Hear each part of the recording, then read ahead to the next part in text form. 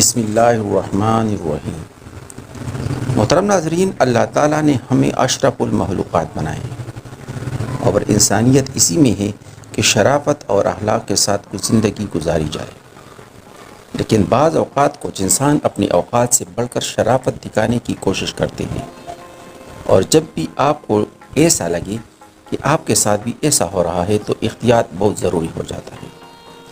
ایسے ہی ایک کہانی آپ کی نظر کرنا چاہتا ہوں۔ یہ واقعہ عراق میں پیش آیا کہ میاں بیوی خوشحال زندگی بسر کر رہے تھے۔ ایک دن وہ گھر میں بیٹھے ہوئے کھانا کھا رہے تھے کہ بیوی کی نظر پاس لگے درخت پر پڑی جس پر بہت سے پرندے بیٹھے تھے۔ پرندوں کو دیکھتے ہی بیوی اپنے شوہر سے بولی کہ ہمارے غسل خانے کے پاس جو درخت ہے اسے کٹوا دو، میری غیرت گوارا نہیں کرتی کہ جب میں غسل کر رہی ہوں تو پرندوں کی نظر مجھ پر پڑے۔ وہ بیوی کی اس بات سے بہت متاثر ہوا کہ میری بیوی اپنی عصمت کی اس قدر حفاظت کرتی ہے، اور فوراً درخت کو کٹوا دیا۔ وقت گزرتا رہا۔ ایک دن وہ خلاف معمول اچانک گھر آیا تو دیکھا بیوی کسی مرد کے ساتھ مشغول تھی۔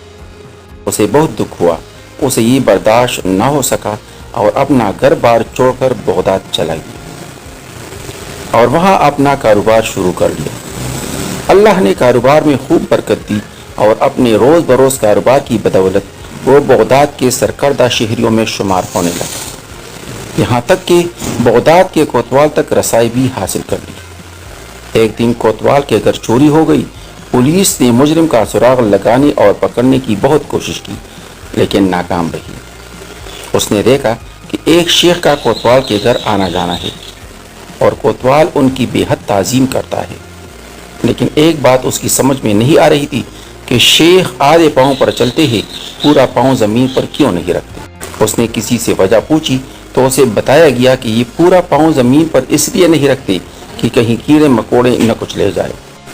وہ شخص فوراً کوتوال کے پاس گیا اور اسے کہا کہ اگر جان کی امان پاؤں تو عرض کرو، آپ کی چوری اسی شیخ نے کی ہے۔ پھر جب تحقیق کی گئی تو مال مسروقہ اسی شیخ سے برآمد ہوا۔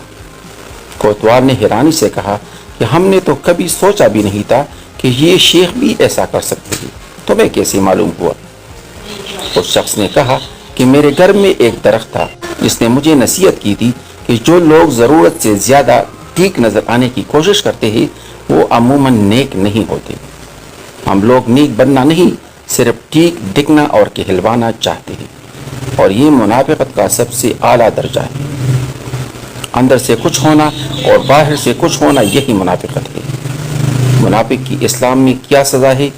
ناظرین کرام، ایک مرتبہ نبی کریم صلی اللہ علیہ وسلم نے جبرائیل علیہ السلام سے فرمایا کہ اے جبرائیل، مجھے بھی جہنم کی حالات بتاؤ۔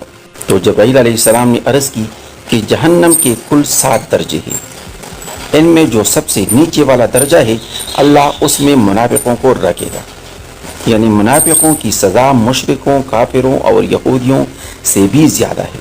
اللہ پاک ہمیں منافقت سے محفوظ رکھے۔